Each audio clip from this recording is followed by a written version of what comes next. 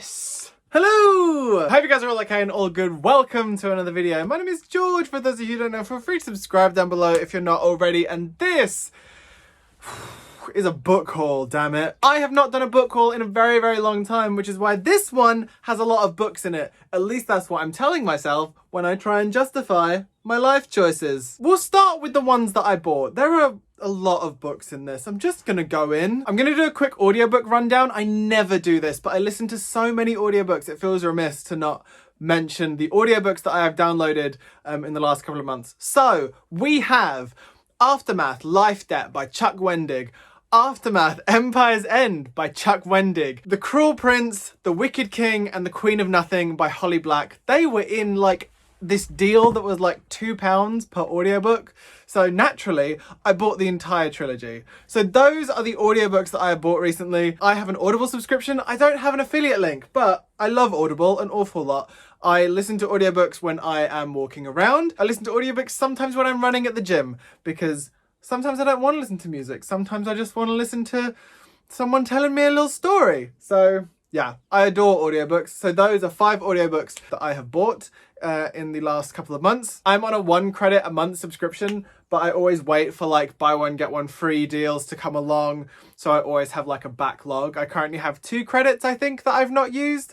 So I sort of wait for things to come along and then I buy them. But yeah, that's what I currently have sitting in my library waiting for me to read.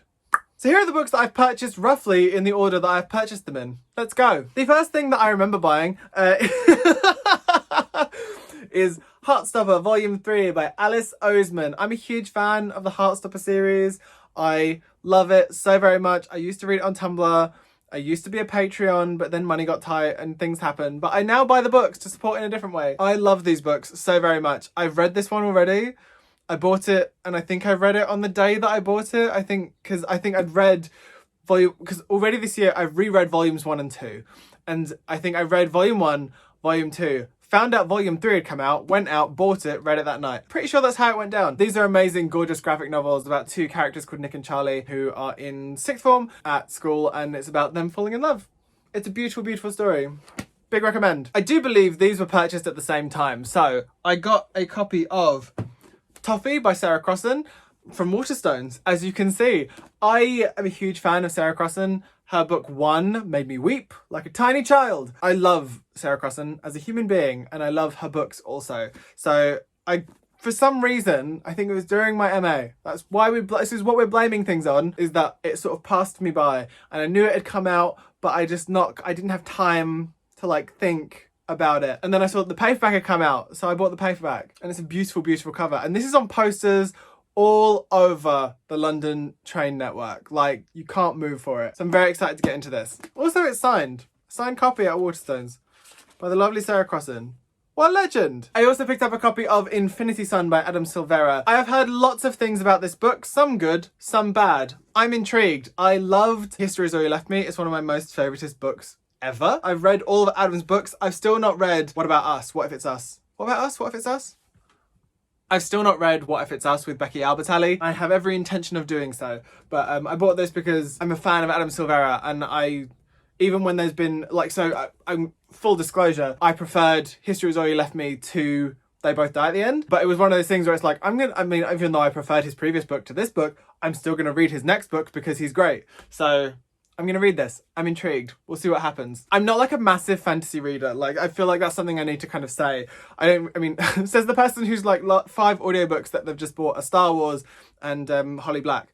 But like, I am not a huge fantasy reader. Like, there are sometimes things work for me, sometimes they don't. I'm very fickle. So I'll be interested to see this one. From what I can gather, it's more of an urban fantasy, so that will probably be more my speed. The other thing that I bought is Noah Can't Even by Simon James Green. I am yet to read the Noah series by Simon James Green, which is shocking considering I loved Alice in Wonderland so very much. And you'd think I would have read this. I read this when I worked in publishing, so I read like the draft version, so I've not read the finished one. So I'm very excited to read this. I already know that Simon James Green is a safe pair of hands, so I'm very, very much looking forward to reading this. Also, the next thing that I bought was 19 Love Songs by David Levithan, which I am currently in the process of reading. I am here.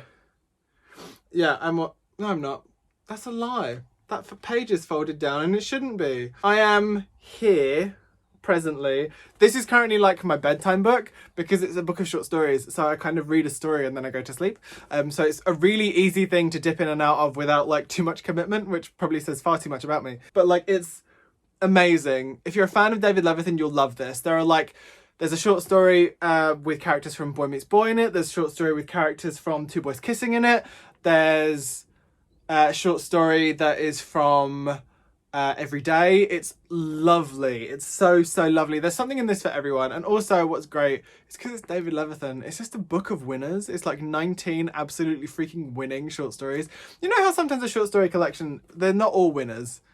This is one of the ones where they are. You do get them every now and again where every short story is an absolute belter. The Proud anthology, for example. A Change Is Gonna Come anthology, for example. This anthology, for example. It's brilliant. Go get it. Next up are 3 books that I bought at an event. Now, I went to a book event on the 25th of February, which was a LGBTQIA plus panel happening at Waterstones Piccadilly, which had Catherine Webber chairing, David Levithan, Ryan LaSala, Juno Dawson, Darren Charlton. It was a really, really good panel. And I bought 3 things. Because I already had a copy of 19 Love Songs, I didn't buy a copy of 19 Love Songs. But I did buy a copy of Someday by David Levithan. Because it was only as I was there that I realised, oh my God, I've not finished the Everyday trilogy. Like, I read the first 2, and again, the third one came out while I was busy, and it just completely passed me by. So I have this to look forward to. I may even reread the first 2 because, like, that I've not read those in ages either. So this excitement. I also bought a copy of Meat Market by Juno Dawson. I've mentioned this several times before and in tens upon tens of other videos before that Juno Dawson is one of my most favoritist authors ever. And she was talking about Meat Market while she was on the panel. And again, it was another book that completely passed me by, but the way she was talking about it made it sound so completely amazing. Also, the way she was talking about Wonderland, which is her new book that comes out in May, it sounds absolutely bonkers in the best way possible. Like, I can't wait. It sounds so, so good. She read like the shortest passage from it and it was such a freaking tease, but it was so good. So this also. And I also bought myself a copy of Reverie by Ryan LaSala. Ryan was on the panel. This is a book that I've heard incredible things about. So I was absolutely thrilled that it was going to be available at a Waterstones because I thought I was going to have to import this at some point because it's published by Source Books in the US and you never know if things are going to be available. It's a whole thing. So I was very, very pleased that this was on sale at the event. But Ryan was doing an event which meant the book was on sale, so it meant I could buy it and have it in my life because I've heard incredible things about it. So I'm really looking forward to reading that. And last but by no means least, on the book buying front, I've done a lot. I saw a copy of Only Mostly Devastated by Sophie Gonzalez, which is a queer retelling of Grease. Hello, perfect book. So theoretically, this book is absolutely perfect for me. So I'm really excited to read this. It feels like it's going to be really fun and funny. And yeah, this just seems really exciting. And I've already been hearing really good things about it. So this, and because it was on the buy and get one half price, and because, like I said, self-control is limited, I was looking on the buy and get one half price table. Their teen one is quite small, which is upsetting, but they had a copy of Anna Kay by Jenny Lee, and I saw the proofs of this go out. The proof was stunning, and it's like a modern retelling of Anna Karenina, and I've never read Anna Karenina. I don't know lots about Anna Karenina, but it's fun to say, isn't it? If you say it fast, Anna Karenina, Anna Karenina, Anna Karenina. It's really fun to say. But because of the proof and because of what I read about the book and then seeing this cover, which was like hot pink and gold, I was like, yeah, okay, I'm in. It sounds increds, so I'm excited. So I bought this as well. Just sort of on like it was sort of a weird whim, like a weird little like, okay, let's do this thing. But yeah, I think this cover is so, so gorgeous. And yeah. I don't know what this is going to be like, but I'm excited for it either way. Like, it's a weird one, but like, yeah, I'm into it. So those are the things that I bought. The next 6 books are gifted. So these have been sent to me by publishers. End of sentence. They've not asked me to talk about them. They've not asked me to post about them. They've just sent me things and I'm just talking about them. So don't overthink it. Gifted. She is.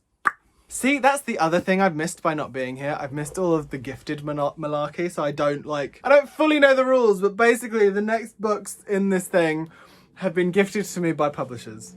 Thank you and good night. The first one of these books is Wranglestone by Darren Charlton, which is published by Stripes. It came out in February. I love this book fiercely. I read it when it came in on submission and I loved it. I read it when the proof got sent to me and I loved it. And I even started reading it again because I am what? Obsessed. It's so good. So I did a video with Darren on my channel. I will leave a link to it in the description box below. I did an interview with him. It was so much fun. He is the loveliest person in the whole wide universe. And you should go and watch that video. I'll leave it down below. It was really super fun. I cut out the part where we were talking about the comeback starring Lisa Kudrow, but that's kind of the vibe. We were very like giggly and chatty and sort of forgot there was a camera there and then realized we had to like talk about the book. But it's such a good book. It's The Walking Dead meets Brokeback Mountain. Oh, so it's like a gay YA dream. It's fantastic. It's so good. Please read it. Please buy it. It's so good. Next up is Hideous Beauty by William Hussey. I don't know if I've talked about this in the video yet. It's possible that I have.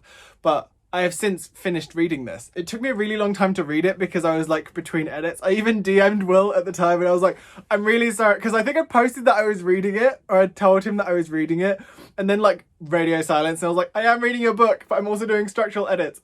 So I have since read this and it is fantastic. It's been published by Usborne in June. I've been saying July. I am a terrible blogger. But yeah, it comes out in June 2020. It is a love story and a big old mystery all wrapped up into one beautiful gay YA package. It's fabulous. It's so good.